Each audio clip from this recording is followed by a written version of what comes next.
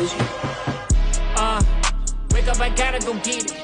Wake up, I gotta go. Oh, what's going on, y'all? Welcome back to another episode of the College Cops Podcast. Ladies and gentlemen, we're here. Stack Delbridge. Javaris here. Stack Delbridge. Trevor in the building. What's going on, brother? What's going on with it, man? Hey, I hope y'all had a happy Thanksgiving. I know I did. It was good to be around family. I know Stax can attest to the same. It's always good to be in the warm confines of family, man. We are huge. Ain't nothing like it. Ain't nothing like it, man. We are huge believers of spending time with family. So of course we didn't give y'all an episode last week just to get a chance to really take that rest and come back rejuvenated and ready to rock and roll like we are right now. So a crazy rivalry week. Yeah, don't ask me to say it because I'm gonna mess it up. We've had the hardest time trying to pronounce this word for like over a few weeks now. So yeah, rivalry week. Rivalry week. I feel like we struggled with this last season when the week of the rivals. The week of the rivals. The week of rivals. It does gonna sound like a W, all kind of stuff. I got there. I'm telling you. But it was definitely a crazy weekend in college football, man. Mm-hmm. It was. I mean, of course, it again. I'm sad because the season is coming to an end. I mean, we're about to approach conference championships. You know, the layout and the format of the 12 team playoffs is now being in our midst. Yeah, it's time. Yeah, but man, this is what I've been saying: more football, more time. More teams that probably wouldn't have been in it last year are having an opportunity to compete for one. You know what I'm saying? There's no excuse now. It's like none. You know what I'm saying? This has been the craziest season of college football I've seen. Like, you've got everybody falling short once or twice. So you got teams that should be teams not being teams. Teams that historically have not been great, beating teams that historically have been great. Right. You know what I mean? It's been a roller coaster of a season. Hate to see it end, but the fashion that this season was and how it's ended and with all the excitement, you can't ask for anything better. You know? I couldn't agree more. And I mean, again, now that we're getting to the nitty gritty, we're starting to see a lot of the coaching carousel going on. We're starting to see players enter the transfer portal. We're starting to see big time players enter the transfer portal. So this is where that big just shakeup starts to happen within college football. And I mean, that's what makes it exciting. I mean, for the people that are like, oh, well, I think they should wait or there should be limitations. You wouldn't put limitations on the pros. Like, so, I mean, if you want the guys to really get adjusted to how, life as a professional athlete is going to be, why not let them get it now in college? You know what I'm saying? Like, why not let them get, why not let them have that freedom? We already letting them have the freedom of being paid, so let them have that opportunity to make decisions on their own. We always say, oh, well, they're 18 or 19. So what? I mean, I think we both have seen some pretty mature 18 and 19-year-olds. But apparently a lot of the conversation now, well, you're putting too much money in their hands. Hey, if they blow it, they blow it, you gotta be responsible with it. So this is a time for them to learn and trust their instincts and do what they have to do. So, I mean, honestly, from how it looks now, it's kind of like the people that are getting money put in their hands are the people that are actually balling and making the name for themselves. Like, Shedeur Sanders, Travis Hunter, Jalen Milroe, you know what I'm saying? All of these people have made a name for themselves or are attached to a name and then made something of their own.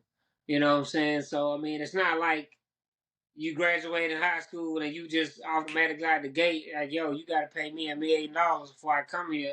No, you know what I'm saying? We going to see what you do first. Like, that's kind of how it feels. Like, I mean, because Travis Hunter wasn't making that at Jackson State. Shedeur wasn't making that at Jackson State. And then now they're in Colorado. They've become better players than they were before, even though they were good before. So, I mean, Yes, I mean it's not. I mean for the people that say that they're making too much, I don't think they're making too much. I think the right players are making the right amounts. You know what I'm saying? Now, Yeah. now if you a third string making $3-4 million, then that's when I got a problem. Because I mean, like, what are Yeah. you doing? You're not even seeing the field for real. You know what I'm saying? You just basically getting paid $3 million to go to school. You know what I'm saying? I mean, so Yeah. so But that's I how I mean, feel about it. But and you I know, mean that's understandable. And I mean, you're definitely gonna have your people that are like, I don't think that's going to help or benefit them in any type of way, shape, form, or fashion. But again, I mean, I think there's people in their circles or like advisors that are genuinely wanting the best for them to be able to succeed, not only as a professional athlete, but as a U.S. As a taxpaying citizen. So right? but yeah, but we're not going to waste any more time here. Let's go ahead and get into the first game. The probably one of the best games that you will catch on sliced bread in a way. Besides Auburn and Texas A&M, let's talk about this Georgia and Georgia Tech game, brother. What a As what a game! what a game! What a heart attack for me.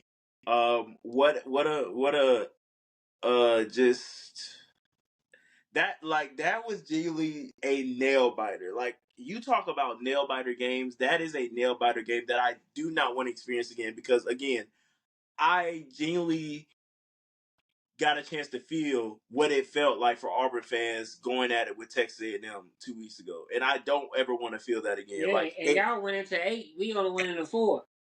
yeah, yeah, But I will say that proves indubitably, and I don't know, I probably messed that word out, but that proved without a shadow of a doubt that the talent gap is closing. Because I don't think no one had Georgia Tech competing like that.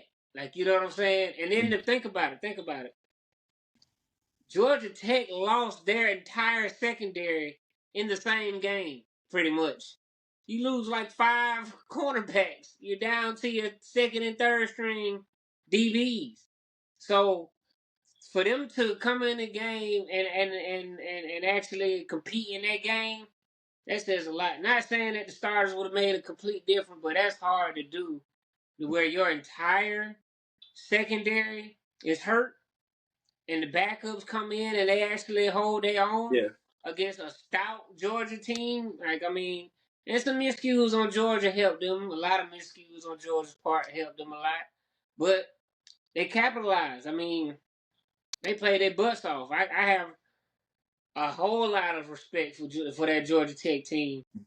Literally one play away from making, you know what I'm saying, I want to say history, knocking off Georgia that highly ranked, and you know, I, I just hats off to them. And hats off to Georgia for fighting Yeah. back. Like, I mean, they could have easily gave in and said, nah, you know, we still in. You know, we'll still get to the championship. We'll get to the playoffs. But yeah, kudos to them for fighting back. So a few things, and you're correct. I mean, overall, great game.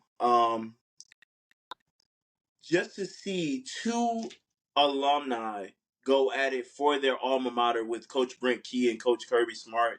I mean that was literally a fight to the finish, and I mean you could truly see just the overwhelming emotion that Coach Brent Key had after the game because he wanted to get that win for his alma mater for Georgia Tech. I mean, he's played for Georgia Tech, so he definitely wanted to get that knockout win to pretty much put the icing on their season. I mean, they had a pretty good season thus far. Knocking off Miami and able to knock out Florida State at the beginning of the season, and that Georgia win would have been the icing on the cake for Coach Brent Key and just to see the turnaround that they made, from their from their last head coach to now with Brent Key. I mean, it's a complete 180 in my opinion, coming from a Georgia fan. So I'm Yeah, truly proud of that program and just the turnaround it's made. I've been a huge fan of Haynes King this year. I've been a huge fan of Jamal Haynes this year. Those guys are just absolute menaces. I mean, dude, Jamal Haynes had me worried in the first 15. Not even the first 15. The first man, minute. yeah, he came out the gate The first smoking. minute. The game just started. the game just started, and this man is finding his way out of tackles. But then, shifty, yeah, slippery, finding small. yeah. And the thing is, it kind of goes back to what Georgia's defense has been struggling with all season: tackling, um, man, tackling, just secondary issues. It's brother. I can make a whole podcast Yeah, just listing issues. on Georgia Tech, son, they find ways to get Yeah. it done. That's what it felt like to me. Like their game plan to me, I think they strayed away from it early because they figured out that Haynes King was just gonna be that dude. Like I think they wanted to air it out a lot more, and then they realized, oh, they can't stop him. So they went to that a lot, and they relied more on the run game. In previous they had, but that was because Haynes King was not 100%. So I think they wanted to take the air out of the ball because I think they thought Georgia knew that about them, and they were going to have some shots down the field, and they did have some, but I think they realized pretty early, like, oh, they can't stop him, and they couldn't. Mm-hmm. They couldn't. They stopped him one time, and thankfully for Georgia, that was the one time that they needed.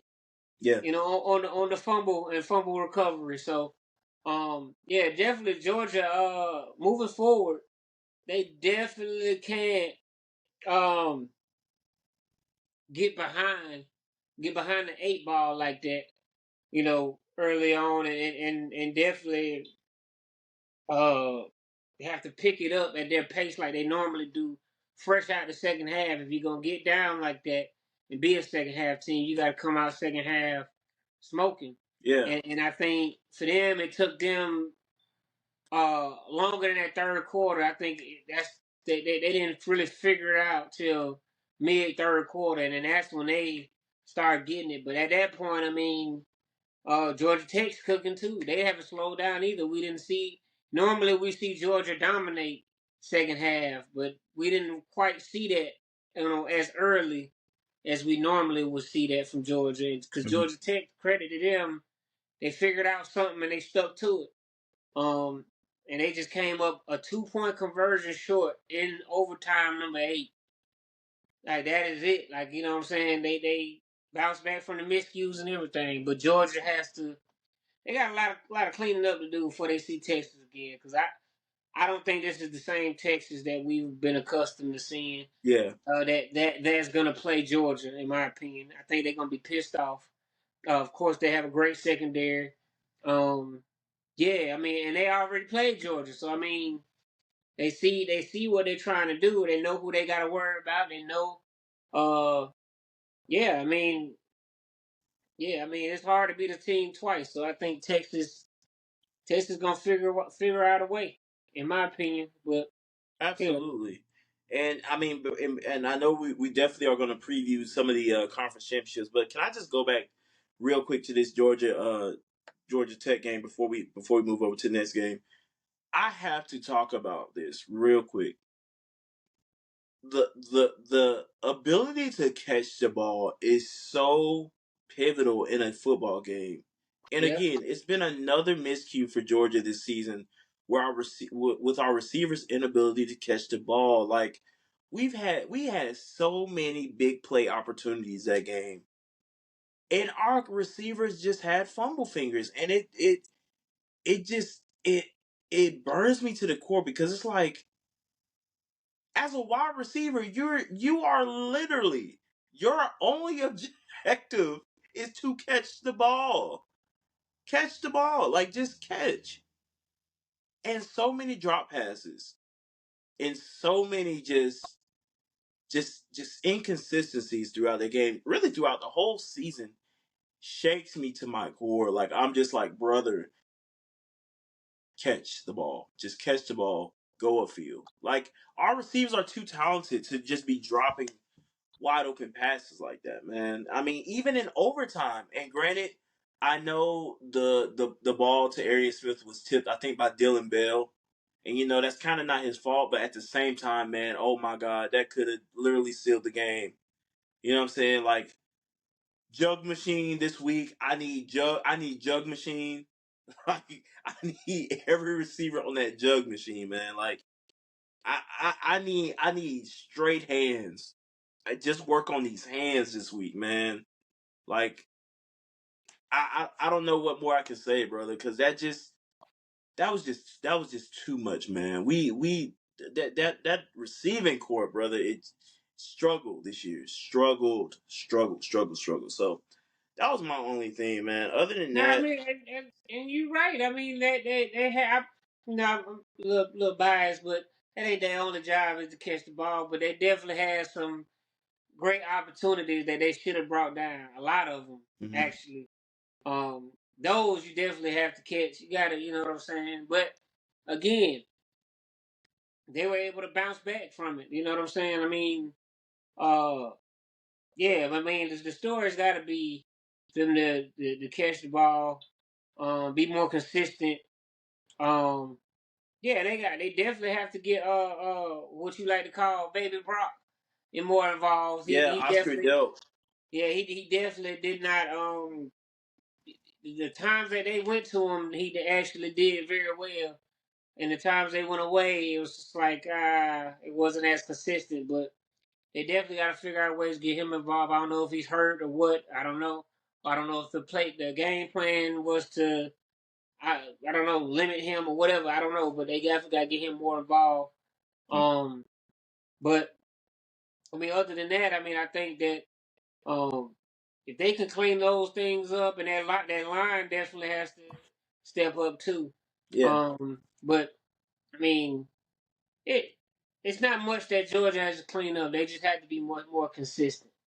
You know what I'm saying? I mean, and I just hope that they don't come into this Texas game that when they play in the SEC championship with the mindset that we figured out a way to win. We're resilient. We're Georgia. We're gonna beat them because we beat them before. Because if that's the case, it's gonna be a long night.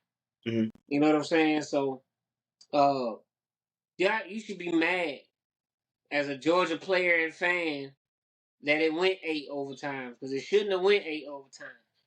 You know, it shouldn't have even went to overtime Right. with the talent that Georgia has over Georgia Tech. Georgia Tech just literally had more grit and fight and want to in the first 4 quarters, and then in overtime they said, okay, y'all give us something, we gonna give y'all something. We gonna stop y'all gonna stop us. You know what I'm saying? They just would not go away. Yeah. You know, and literally one play away from the biggest upset of most of those players' lifetime. So yeah, Georgia just has to be better, more consistent, especially on the offensive side of the ball. Definitely have to be able to stop the run, tackle, things like that.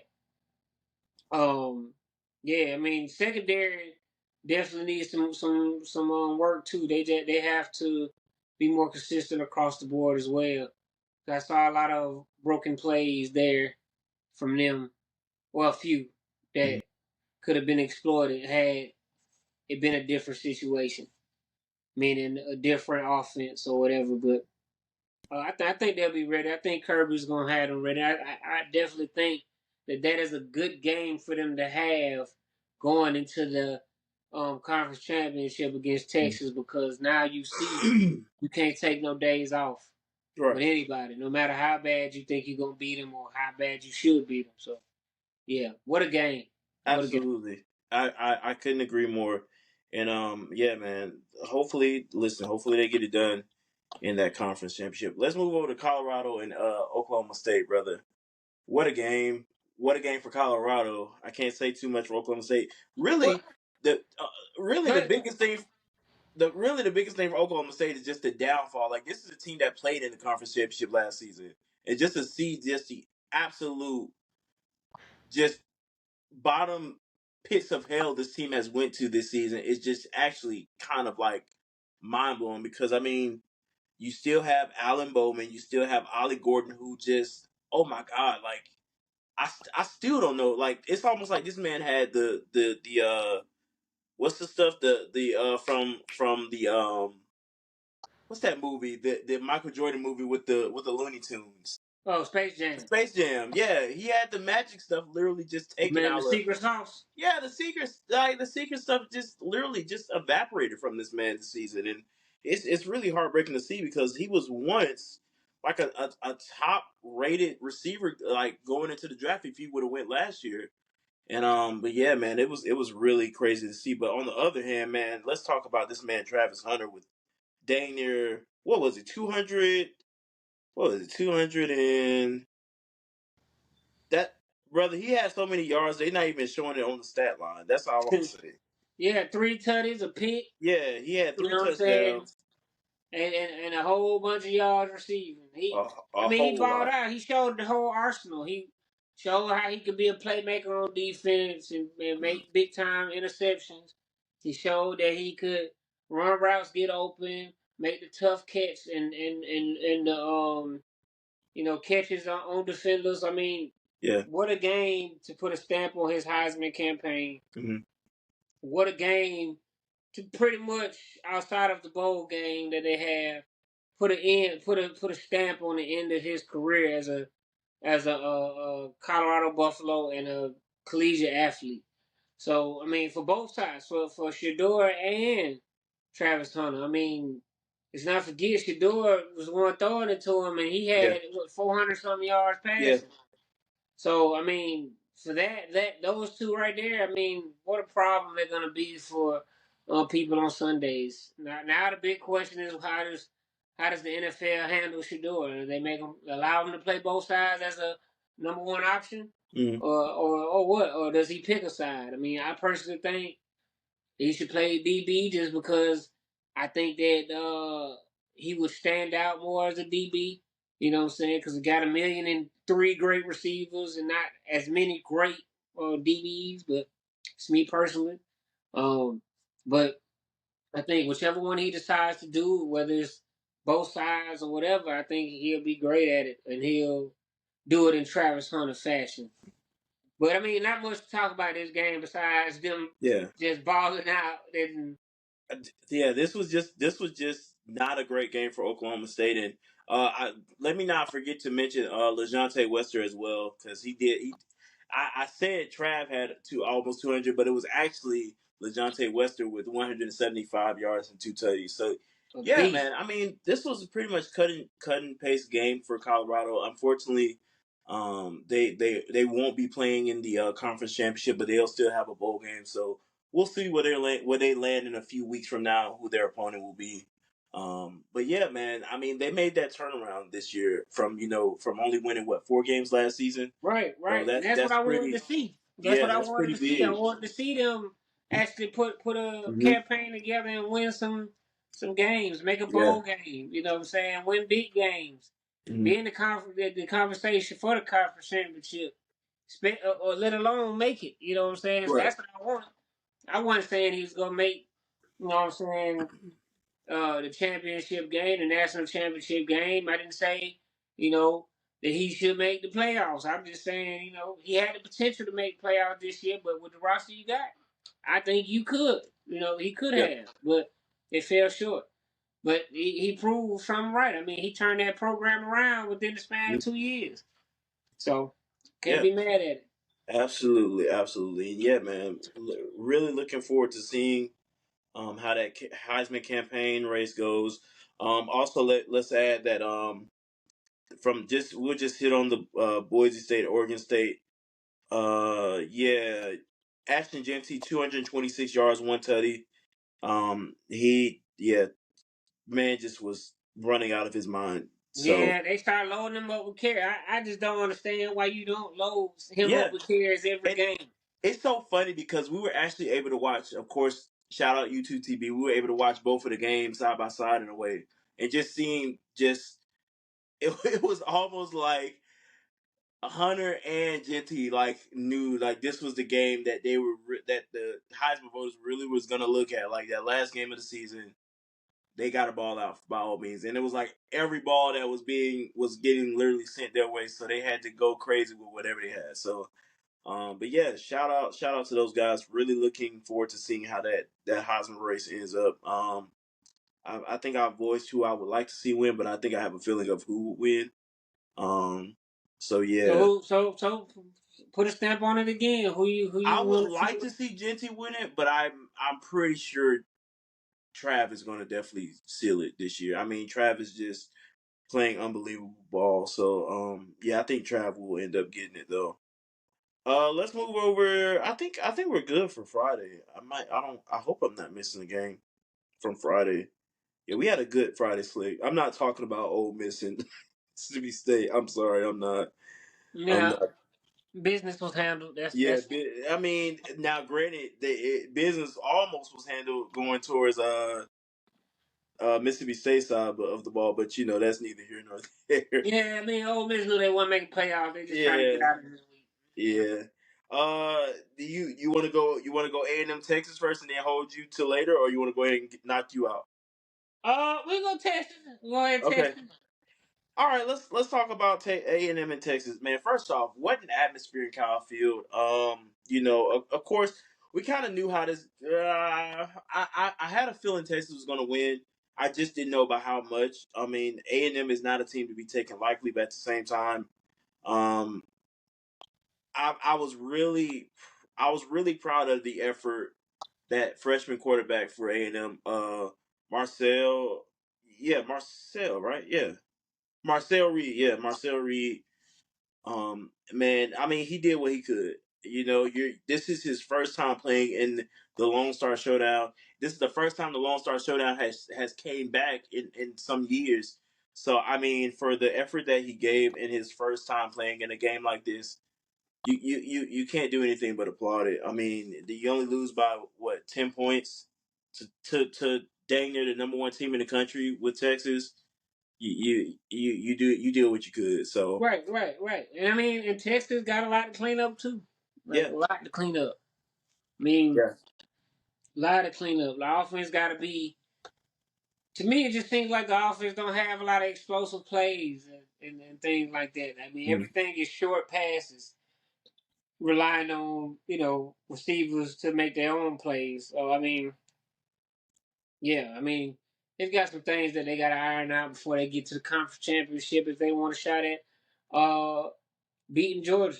Because I yeah, mean, it's kind of crazy that Texas is going in ranked higher than Georgia, and a lot of people are saying that Georgia's still going to win this game. So I mean, it's kind of crazy that you almost feel like an underdog when you are ranked higher. So I mean, they had Texas. I mean, Georgia was their first big test, and now it's going to be the test that gets them prepared for the playoffs.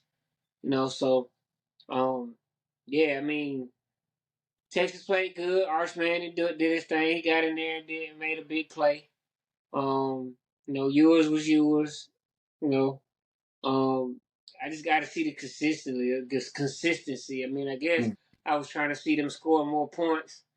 So yeah, but I mean, a win is a win. You got out for of it. You sure. made it to the conference championship your first year being in the SEC.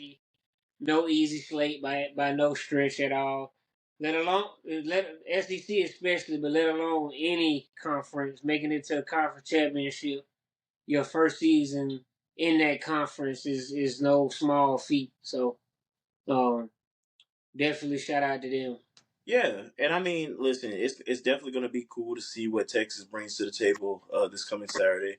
And I just remember I cannot forget about another game before we get to yours. Um, so yeah, Texas went into a hostile environment at Kyle Field, and came away with the win to keep their playoff hopes alive. And now they're going to be playing for the SEC championship again. This game was to determine who will be playing against Georgia in the SEC championship. So shout out to Texas for getting the W. But yeah, let's move over to this absolute catastrophe that happened that happened in Columbus, Ohio, with Ohio State and Michigan. Yeah. Ryan Day's probably last year being a He I put it on Facebook, and I probably should have said it on more platforms, but let's be completely real here, right? As much as we want this man out, which he will be, they're going to see how far they go in the playoffs before he gets fired. Right, There is right. no The only reason. way he Yeah, saves his job is if he wins a national championship. Point yeah, blank. Period. yeah. And I mean, I honestly, ain't saying just show up. I'm yeah, saying yeah, win. yeah. But at the same time, we know it probably won't happen this year. It's not. I mean, Oregon again, I'm not saying no team has looked dominant to me this year, but I'm saying like Oregon is more than likely slated to win the national championship unless a team just comes out of the woodworks and just puts their foot on the gas in the playoffs and says, "All right, we're not playing no more." You know, we kind of played around in the regular season, but now we're in the playoffs. We finna handle business. But until then, I'm thinking Oregon is probably going to come away with the national championship this year. Like that's just genuinely my And I'm not mad at that. yeah. But I mean, let's not forget they've struggled at times this year against teams. Absolutely, You know, so I mean, absolutely. nobody to me has like across the board look like dominant. Mm-hmm. And if you can name me one, I would love to see it. You know, but I haven't seen anybody that just looked completely dominant from the beginning of the season till now. Everyone has taken a dip and came back up, and struggled and came back up, and everybody. Yeah, So I mean, I like to see it. I like to see it, but yeah, I mean, but as far as Ohio State and Michigan goes, um, yeah, I mean, Michigan just had Ohio State's number. They had them figured out. You know what I'm saying? Like as they've had them figured out for the last 4 years. Like you've been a coach how long, and you have only beat them like what once, brother. At one this point, I time. don't Like I even. mean, come on, bro. But at the same time, you, God, the way Michigan has struggled this season, like Right? Michigan You went were 7 and what 18 point favorites? yes. Everybody in the country, everybody in the U.S. of A. had Ohio State winning this game just based on the performance that Michigan has put on this year. And you mean to tell me Michigan still found a way to win this game? Are you serious? Like, come Right. on, brother. Like, that don't make a lick of sense. Like, a lick. And I mean, we go around talking about how much money was spent on this team, and y'all lose the biggest They game of just the season. they let you know it ain't about how much you Yeah. put money you put. It's about the team you Hmm. put together. Meaning, when I say that is it ain't about you going to spend $1 million. I can spend $1 million on a turd. It's still a turd, right? You know what I'm saying? But if I go get something that's really good and I Yeah. say, oh, I'm going to put this receiver here, because they have good qualities, they're a team player, Hmm. quarterback, this, that, and the third. You know what I'm saying? That is a winning formula. You don't Right. have to have the $3 million receivers, and you don't have to have all that. You know what I'm saying? But that just tells me that it's coaching. Because I know people are gonna say, "Well, Ryan Day is not the one on the field." No, he's not. But he's the one preparing them to go into battle. And if you're not prepared to go into battle, I don't care how good you are, you're not gonna succeed on the field. You know what I'm saying? So he's the one preparing them for all this. And then you can say his record's been good. I mean, yeah, but not when it matters the most. Like you lose to Michigan all the time, and Michigan's not been good this year. That's no secret. You lose to them all the time, and then you beat up on teams you're supposed to beat up on. But when you get somebody that got equal talent or better talent, you just all of a sudden disappear. Right. You know what I'm saying? You make it all the way to the national championship, and then you lose. And you know what I'm saying? And you had a talented roster then. You've had all the type of talent in the world you can have. You know what I'm saying? Like from the quarterback position, then you make it to the playoffs. You lose to Georgia. You had C.J. Stroud. You had Marvin Harrison Jr. I mean, you had a squad. You know what I'm saying? So you can't beat the you can't keep saying in this players when it's different rotations and it's different. You know what I'm saying? And y'all paid all this money for these players and stuff like that. You gotta.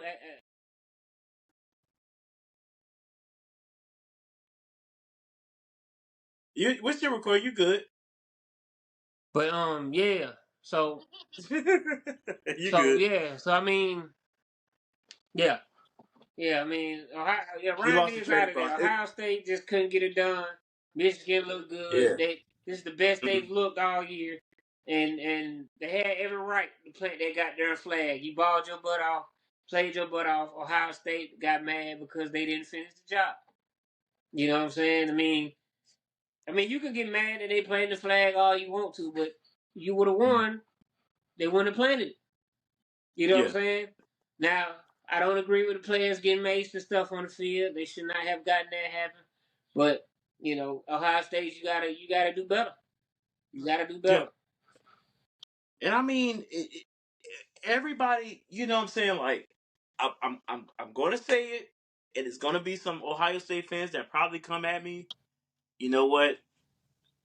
So be it. If you mean to tell me that Kyle McCord can transfer to Syracuse and put up the year he's had, and now you're stuck with Will Howard, and Will Howard is not equally as great, then what is the real issue? And like you said earlier, it's not the players on the field. It has to be coaching. Like, I mean, Will Howard only put up 175 yards. Let me tell you how many passing yards Michigan's Davis Warren put up. 62 passing yards. 62. And I don't even think he threw a single passing touchdown. Right. But when you have a receiving core like Ohio State does, Emeka Ibuka, Jeremiah Smith, Tate, like you have studs all around. You even had Ole Miss's running back, Quinshon Judkins, transfer. For what reason, I still cannot tell you. And I mean, you lose the biggest game of the season. I mean, Quinshon Judkins even said himself, "Oh, I wanted to play in this game. That's why I transferred to Ohio State, because I want to play on television. I want to play in big games like this." I don't know what to tell you, brother. I mean, you just lost the big game by 3 points, literally a field goal. So I don't know, man. But honestly, I'm right along with other Ohio State fans. I think it's time for Ryan Day to go ahead and pack up that office and go ahead and find new employment, because it's just not gonna happen. I mean, 4 years in a row, and then not even that, you lose to a first year head coach with Sharon Moore. I mean, Right. it's just, I don't know, man. That's Right. that's Like that's again, depressing. That's depressing. it's redundant at this point. It's ridiculous. Like Yeah, yeah. some It's point, it's crazy. more than about just winning the regular season. Mm-hmm. And other points is now it's about you beating the teams you're supposed to beat and beating the teams that like it's kind of in between. You know what I'm saying? Like Right. you gotta win these big games. You go undefeated all regular season you want to. You know what I'm saying? But you gotta win your rivalry games, and you gotta win in the playoffs, and you gotta win your conference. Like Mm-hmm. these are the things that get you to championships. These are the things that Absolutely. make coaches legendary. These are Mm-hmm. the coaches we remember, the ones that win the championship, that get past their rival, have a winning get record against their rival. Come November, nobody's worried because the team is going to be prepared. Team is prepared, they make mistakes. That's one thing. You know what I'm saying? But the team is not prepared and they make mistakes. That's a whole other thing. You know what I'm saying? And Mm-hmm. Ohio State was not prepared for Michigan, but Michigan was prepared for Ohio State. Michigan said, "Okay, we might not be as great as y'all right now, but we finna beat y'all right now." You know what I'm Yeah. saying? They had that mindset. And and the Mm-hmm. numbers showed, and then the score reflected it. Right. Absolutely. So And I also need to add too. At the time of this recording, we also have the college football rankings being on ESPN right now as we speak. So I know we'll definitely be posting that later on or tomorrow. When everything is finalized. But yeah, man, I definitely don't see Ohio State staying at number 2. They will probably be dropping. sure. Yeah, that's just unacceptable from Ryan Day and Ohio State. Let's see here. Yeah, brother, I think we can go ahead and move over to the Iron Bowl. Well, Um I mean, oh, well. some great moments, not to say the least. I mean, defense shows Spurs of being dominant, making big play turnovers. They got an interception, I think 2 fumble recoveries, especially in that first half. They look good. Offense sputtered so much. I still, for the life of me, do not understand how you had the number 1 rusher in the SEC this year, and he barely touches the ball. And in this game, when he's touched the ball, he's averaging 5 yards a carry. That means if you touch the ball twice, 5 yards carry, you're getting first downs. And eventually, that is going to lead to bigger and bigger games. I understand you want to air the ball out. I understand that you want to get downfield, get Cam Coleman involved, get Keandre Lambert Smith involved, get Fairweather involved, get all these guys involved. But it got to start with your best player, meaning Javaris Hunter. You know what I'm saying? The guy that's been here through it all as a backup and as a starter. So, you've gotta, you've gotta learn your personnel, man. You gotta, let him take over. And you go off of that. You know what I'm saying? Let the run. He's such a great running back. Let him open up the pass for you. Like, you know what I'm saying? Mm-hmm. Like, I mean, he was running that thing. He was towing it. Like, you know what I'm saying? And I just think they put the decisions in Peyton Thorne's hand too many times. Do I think he's a terrible quarterback? No. Do I think he's a great quarterback? No. I think he's a I quarterback. He's very I. Like he can throw the ball downfield. He can make some big plays every now and again, but he just doesn't have the consistency, and his decision making is questionable at times. So I just think that it allowed him to take over too much. You know what I'm saying? There was some times where he should have handed the ball off, in my opinion, and he decided to try to take it upfield, and then he would run sideways instead of getting upfield. So why would you not give it to your fast, strong running back? I mean, I only saw him go to the ground twice. Everything else, he was literally standing up in the middle of the pile as they were trying to push him back. Those were down by whistle calls, not tackles. Like, you know what I'm saying? So if that's the case, why are you not handing him the ball? And then on the other side with Alabama, although I hate Bama, Jalen Milroe, if he was more consistent, he'd be a Heisman candidate. But he played lights out. He got out of some trouble. Our line, they got a lot of pressure on him, which I was surprised because we haven't had a whole lot of that this year. They just couldn't finish the job on a lot of that. So hats off to them. I mean, everything started and stopped with Jalen Milroe on Saturday. So yeah, I mean, I don't know where we go from here for next year because I mean we don't have a bowl game this year. We only won 5 games, so yeah, just we'll see what kind of recruit class we have. But Yeah. Just being an outsider watching the game, I definitely felt like there was some big moments where Auburn could have capitalized, especially on the defense played very well in my opinion.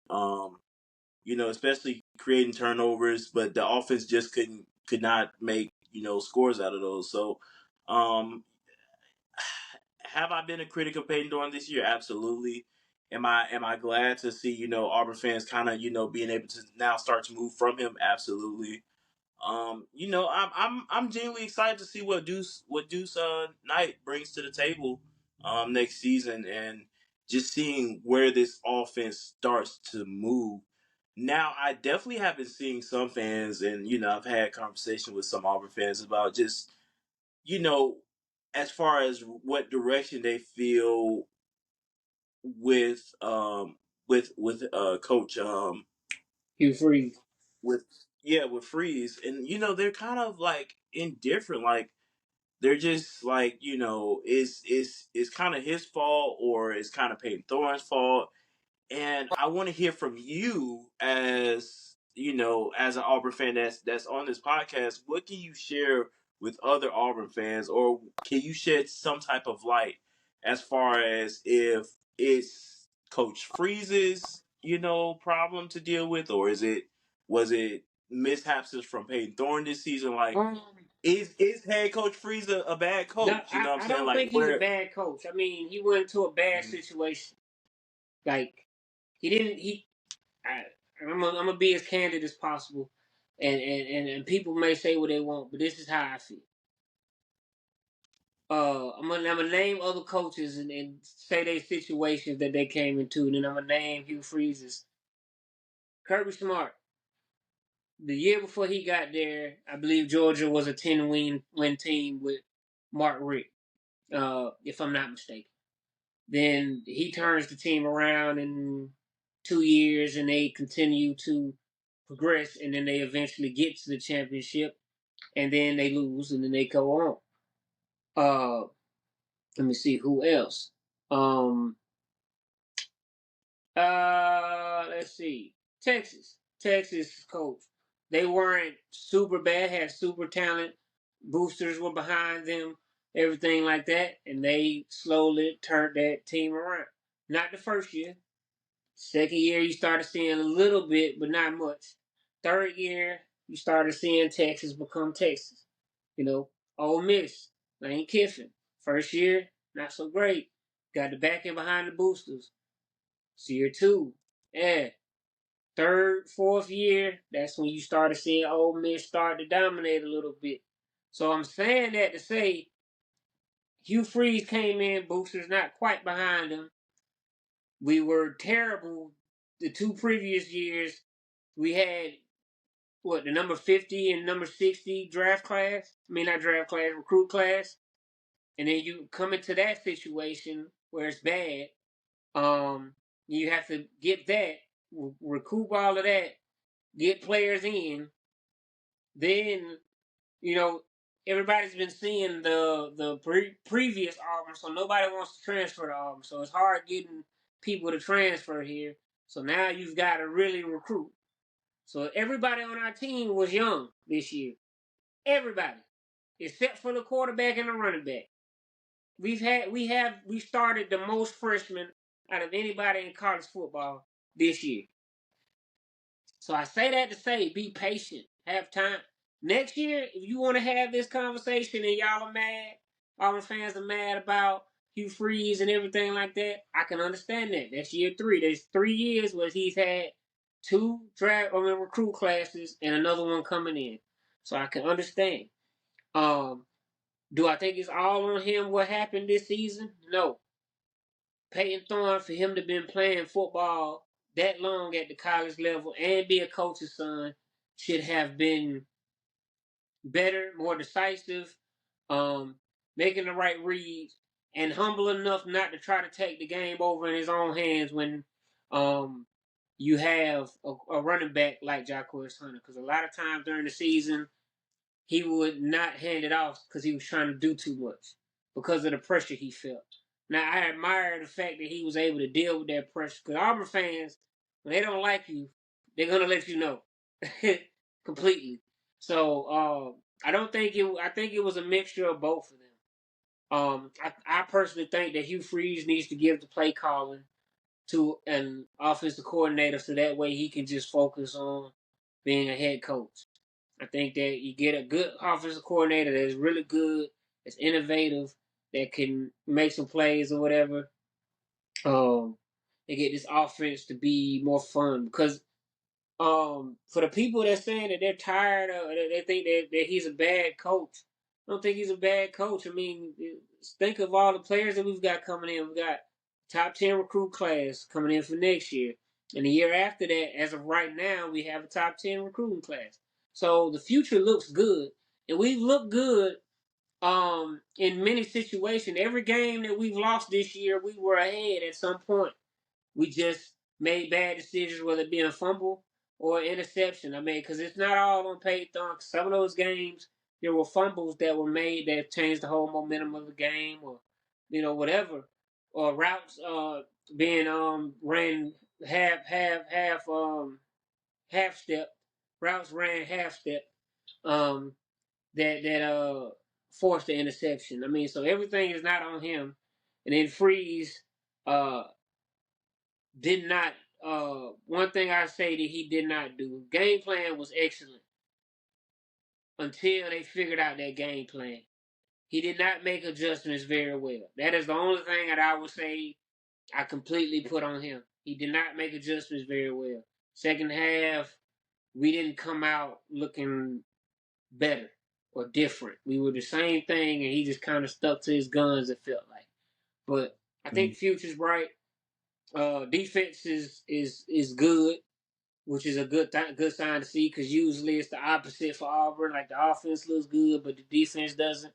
You know, but like the DBs, I like the DBs. I think they're young, they're good, they're hungry. So I mean, the future I think is bright for Auburn. I think Hugh Freeze just needs to hire that one offensive coordinator that can and a quarterback coach. I definitely think he needs a quarterback coach that can, because you and I both know that could be the difference between, like, I mean, prime example with Joe Burrow. Joe Burrow wasn't the same Joe Burrow the year before he got that quarterback coach to come in and help him out. So, yeah, I mean, I think Freeze gets the quarterback out the transfer portal and has Deuce Knight as well. So we'll see. But that's my take on Hugh Freeze and Peyton Thorne.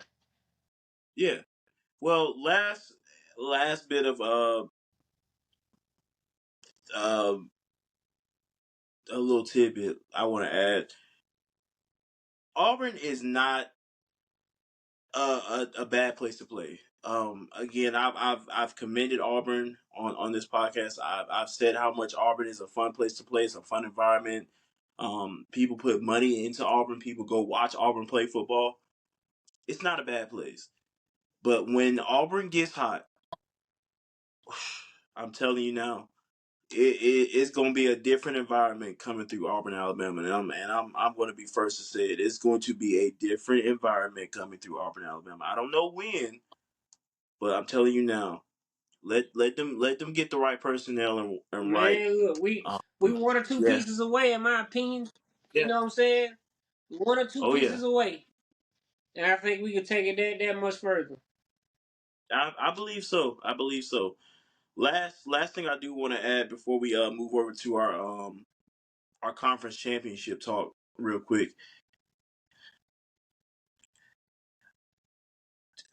Miami is this close. Matter of fact, not even Miami. Mario Cristobal, this close, brother. This close. Hold on. Matter of fact, let me take the pen out. You see how close that is? That's pretty close, right? Yep. I will fly to Miami myself. That team is too talented, brother. Too talented, and that defense has been a liability all season. I don't think they'll get that nod, brother. I don't think they'll get that 12-team nod. Nah, I really don't. just based off of the defense. Offense, Yeah. I can't stress this enough. It's rare that I say this, but offense, even if they do wrong, they do no wrong in my eyes. Cause you literally, like, think about the games that they have lost. You literally have to score 30, 40 points a game to beat these teams because your defense is so putrid. So I can't get mad at Cam Ward either. Like, you literally have to be great every play. And if every drive is not a score drive, you're in jeopardy of losing. Like, what other team has to deal with that? So I don't think they get a nod either. I mean, I would love to see Cam Ward in the playoffs, but not with this defense that he has. Because I mean, first round exit. You get a good offense, you get the luck of the draw, you get a good offense that you play against. You can count it. Yeah. Like, you get All you right. can count it. But that's breaking right here on the College Shots podcast right now. I have the top 12 teams in my hand. Are you ready? Number 1, of course, Oregon. Number 2, Texas. Number 3, Penn State. Number 4, Notre Dame. Number 5, Georgia. Number 6, Ohio State. Number 7, Tennessee. Number 8, SMU. Number 9, Indiana. Number 10, Boise State. Number 11, Alabama. Number 12, Miami. Wow. So they Wow. snuck in by the hair on their chin. Right. Just literally right when we called it. Right when we called it. And I mean, they found a way to get in. But honestly, there was just no way. I genuinely don't think there was any type of way you could leave out a 10-2 team. I mean, 2 losses. You know what I'm saying? Like you couldn't. But at the same time, this is now going to show Miami, if you don't get it done, you out. Like, and now, okay, so that leaves. I'm sorry, I'm incorrect. I am very incorrect. So looking here now, so Oregon will be the 1 seed, Texas will be the 2 seed, SMU will be the 3 seed, Boise will be the 4 seed, Penn State 5 seed, 6 seed is Notre Dame, 7 seed Georgia, 8 seed is Ohio State, 9 seed is Tennessee, 10 Indiana, 11 Miami. I mean, I'm sorry, 11 Alabama, and 12 would have been Arizona State. So I'm guessing. So would that mean that Miami and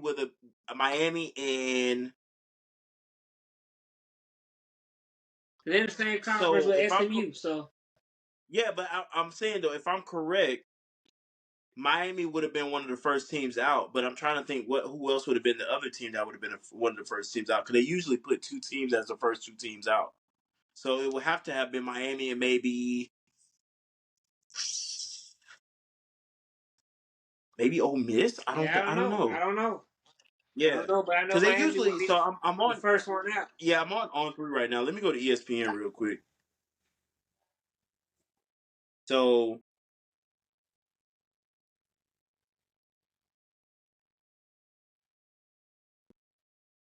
yeah, I was right. So Miami and Ole Miss are the first 2 teams out. Okay. So yeah, so that's what we're looking at Right. right I now. mean, that's actually understandable because of how Miami's Mm-hmm. defense is, and it sucks because Yeah. the offense has played so great. Yeah. So, Absolutely. hey Jackson, Oh, there she hey, is. what you got? Nice. You got a Hot Wheel. So that so that just answered that pretty much just answered our question about Alabama, because I was gonna bring the question up as far as, would they be a team that could possibly Let sneak me into tell the you this is playoffs? why I would say that they would have, and they are, with the showing that they Yeah. put on against Auburn in the Iron Bowl. Mm-hmm. Had that been Yeah. a different story, or had they struggled, or had it been close, or had we won, that would have been it.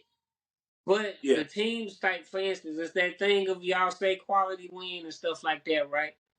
When you lose to a team, when you first lose to a team, oh, it's the craziest thing, especially if it's a unranked team. Just hold on, let go real quick. But oh,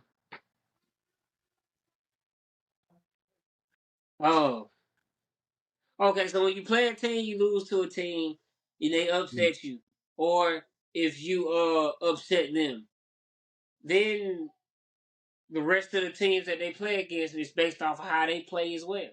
Prime example: Georgia Tech beat Florida State in the beginning of the season. They turned top 10, right?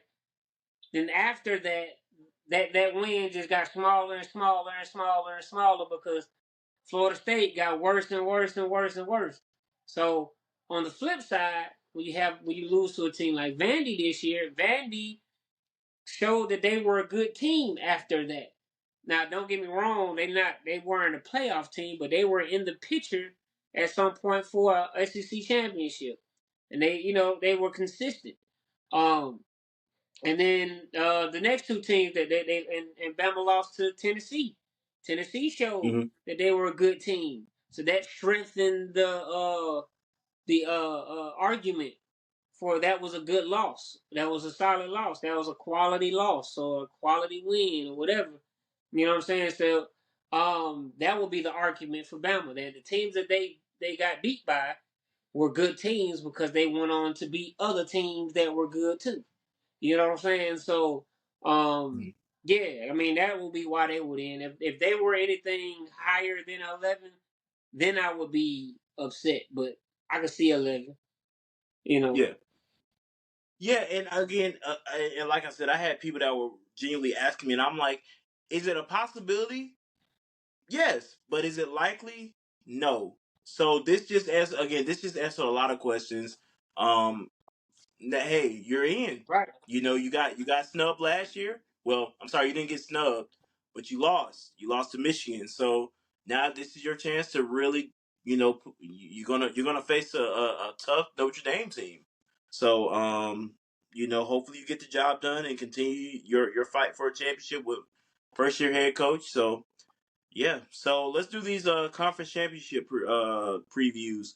All right, of course we got to start off. Georgia, Texas. You got a rematch from earlier this season. A lot of people wanted to see this matchup. You're getting this matchup. Me and you have pretty much have been saying the same thing all season. It's pretty unlikely that you lose to a team twice.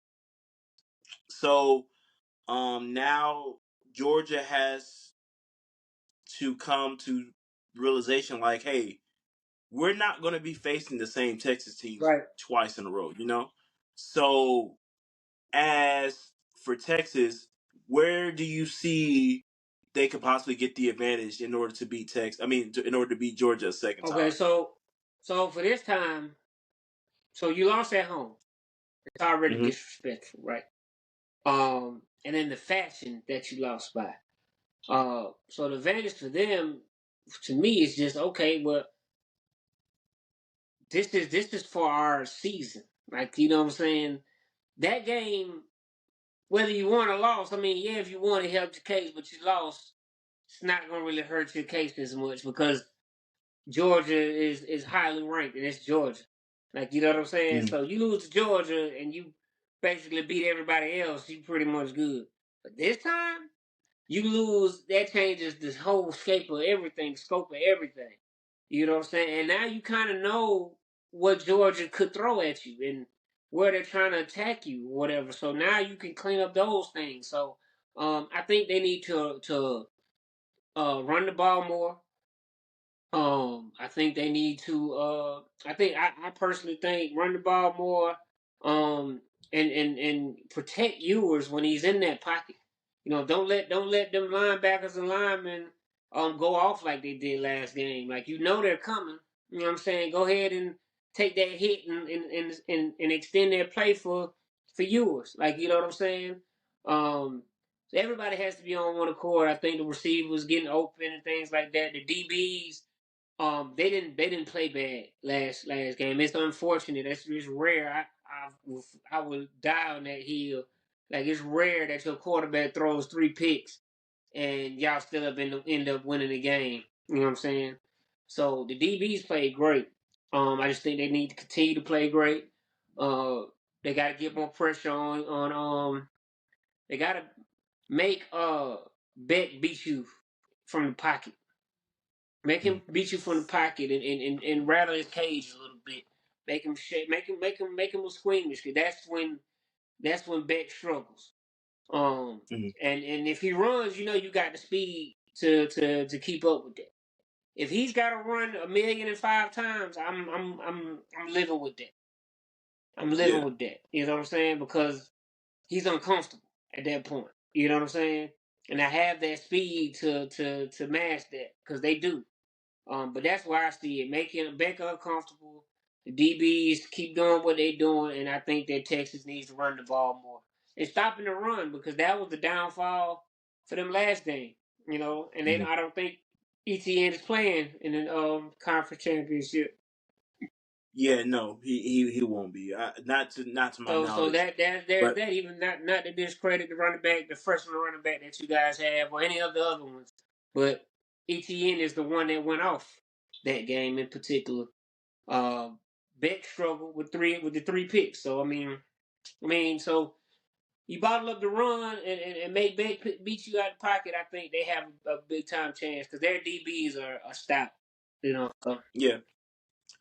And and listen, I made the mistake the first time around picking Texas to beat Georgia. Even as a Georgia fan, I had to come from a realistic standpoint.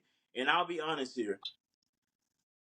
Me personally, I'm not gonna make the second. I'm not gonna make the mistake a second time around. I will be picking Georgia to win this game. I genuinely think again now that they have Texas and they've seen Texas and seen what they can, what they have. Um, I think they should come away with this game if they are true to themselves. They play Georgia football, Georgia brand football, and they just have to come together. Honestly, they just have to come together. There cannot be any mistakes on either side of the ball. You have to play Georgia brand style of football to win this game. And so, yeah, I also, I mean, granted, it is in our backyard, but I still look at this game as a neutral game. So, Texas is going to travel. It's the SEC, so Yeah, I don't look it's at any game as I hate being when they use the term their yeah. backyard. It literally is split. Like you know what I'm saying? Hmm. LSU fans Yeah, or whoever it is, I don't, yeah, I don't ever see why a team doesn't travel well. You know what I'm Right. saying? Like And then all the they're, SEC teams, for the most part, are hmm within traveling distance. I know Texas yeah, is pretty far from Georgia, but it's still they're still gonna they're come. gonna travel. Because Texas got the They- money to send their players there if they want to. You know what I'm saying? So, but Absolutely, I got Texas absolutely. for that game. All right. Well, Big Ten, Oregon, Penn State, a game that is very highly rated. Again, your number one Oregon, against a pretty good um threat with Penn State. I haven't really gotten a chance to see much of Penn State. I'll be honest. But I from what I have seen, I've seen Drew Aller has been making some positive strides this season. Of course, their running back duo with if I'm not mistaken, is Singleton and forgive me, I'm not remembering the other guy's name right now, but this will definitely be a matchup for the Big Ten. Like this is a Big Ten championship. It's crazy saying that because Oregon was literally just in the Pac-12 last season. So, but they have definitely earned their right to be in the Big Ten championship. So I have a feeling who you gonna take on this one. I got Penn. I Okay, got Penn. With I would like to see with the Penn. I with the think Penn upset. State. With the upset. Yeah, I would like to see Penn State Because it get the doesn't win. hurt Um, Oregon at all, honestly. right, Because it they'll be their doesn't. I first mean, they've loss. already So they've already pretty much done what they need to do to right. still make a place in the playoffs. But one thing I will say is there is a kid on Oregon, and this is going to absolutely blow your mind when I tell you this. There's a kid on Oregon's team that goes by the name of Mateo Uiagalelei. He is the Oh brother of DJ. yeah. Absolutely Oh no, menace to society. yeah. I've seen him play. He's a dog. So yeah, so I think Penn State comes away with the win, but keep that brother in hindsight. Oh, for sure. For sure. Because Look out for James him. Franklin wants to save his job. Yeah, He will definitely win this conference right now. yeah, yep, absolutely, absolutely. All right, let me make an apology real quick before I give off this next championship. This is the ACC championship, and this entire season we have been pushing for a Miami and Clemson conference championship. Little have we been knowing, we have been discrediting and undermining the work that Kevin Jennings, Brashard Smith, and SMU have been putting in this season, and they have punched their ticket in the No, first but no, but season. what did we say? We said the ACC was wide open. Absolutely, we said that. we did. We said we But would we like never, to see Clemson, Miami. right? But we never gave the credit that SMU was due, and they have been actually putting in work. Well, because they haven't proved it up until now. We haven't seen it up until now. I'm just saying, SMU was. I mean, especially again, and we've had a conversation about this. Like, it kind of just shows how the ACC is. Like, you know, yeah, you know. I ain't gonna say too much about the ACC. Don't get me wrong. But for SMU is good.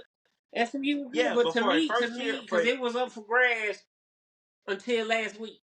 You know what I'm saying? Yeah. Well, last week before last, whatever. You know what I'm saying? So that's what I'm saying. Now, don't get me wrong. They played their butts off, and their record reflects it. But it wasn't a sure thing until about a week or two. Yeah. But they were still in the running. I mean, I think that's the thing that we kind of. Yeah, I mean, I mean, we did not catch that. So I definitely want to apologize for that. Us not catching that, before now. Yeah. But again, I said it at the beginning of the season. The ACC is up for grabs. It is up for grabs. And who grabbed it? The team that just got there. So it is literally up for. It was literally up for grabs. I would genuinely like to see SMU get the win. I genuinely like to see and I would love that, because then, you know what I'm saying? Yeah. Like, I would love that. Absolutely. All right, last one. Arizona State versus Iowa State. First off, let's that running back from Arizona State, Cameron Scatterbo. Oh, that's a dangerous man. That is a dangerous man. I would love to see Arizona State get that W. Yeah, that's what I'm going for Arizona State on that one. Yeah, to not only hold their place in the playoffs, but just, man, that would be a great win for them to get a conference championship. So I think we're good on that, man. I think we are squared away with that. Yeah. So I'm good if you are, brother. I'm wonderful. Hey, let's get it, man. Well, listen, ladies and gentlemen, this has been another phenomenal episode of the College Couch Podcast. We cannot thank you guys enough for your continued love and support, for continuing to rock with us. Continue to like, share, comment, subscribe. Also, if you can't watch us on YouTube, we are on Apple Podcasts, Spotify, all of that. Like, we're everywhere. You can listen or watch however you want to. But yeah, as always, thank y'all. We cannot thank you guys enough, and we hope you guys had a wonderful Thanksgiving, spending time with their families as well. Stackz, my brother. Feel like I haven't said this in a minute. Take us home. Hey, man. Well, happy belated Thanksgiving to everyone. Hope y'all had a great Thanksgiving. And, sayonara college football regular season. We gonna be back for the conference championships and the playoffs. But in the meantime, between times, you got a player that needs some shining. Woman, man, don't matter. They balling out. They doing their thing. Let us know. Hit us in the inbox, the DM, whatever you call it. Hit Javaris on his personal page. Hit me on my personal page. Or just hit the College Couch Podcast page. And we respond. So we would love to give that athlete some shine. Talk about them. Bring them on. Have them share their story and how they feel about whatever it is. But in the meantime, between time, tell a friend, tell a their cousin, their auntie, them. College Couch Podcast, where is that? But we got bills to pay. We out of here. Wake up, I gotta go get it. Wake up, I gotta go get it.